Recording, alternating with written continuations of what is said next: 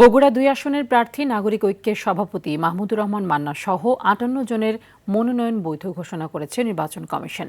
আজ দ্বিতীয় দিনের শুনানিতে তাদের প্রার্থিতা ফিরিয়ে দেয় কমিশন। এই দিন জামায়াত, জাতীয় পার্টি, বিভিন্ন রাজনৈতিক দলের প্রার্থী ও স্বতন্ত্রদের অধিকাংশ প্রার্থিতা ফিরে পান। এতে সন্তোষ জানান প্রার্থীরা।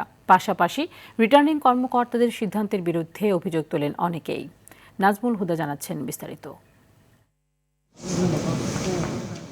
আসন্ন নির্বাচনে রিটার্নিং অফিসারের সিদ্ধান্তের বিরুদ্ধে দায়েরকৃত আপিলের ওপর দ্বিতীয় দিনে ৭১টি শুনানি নিষ্পত্তি করেছে নির্বাচন কমিশন। এর মধ্যে ৫৮ জনের প্রার্থিতা ফিরিয়ে দেয় কমিশন। আবেদন নামঞ্জুর ৭ আর অপেক্ষমান রাখা হয় ৬ জনের আপিল।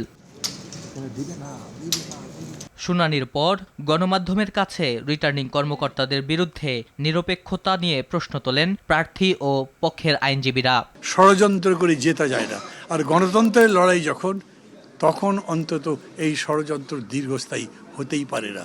আজকের রায় তার প্রমাণ। যারা আমাদেরকে সহযোগিতা করতো আগের ভোটে, ইলেকশন কর্মকর্তারা, টিএনওরা, ডিসিরা, সেখান থেকেও প্রার্থীরা আসলে স্বতঃস্ফূর্ত সহযোগিতা পরিপূর্ণভাবে পায়নি। একটা সিগনেচার বাকি ছিল, সেই জন্য আমাকে রিটার্নিং কর্মকর্তা আমার মনোনয়নটা অবৈধ ঘোষণা করেছিল।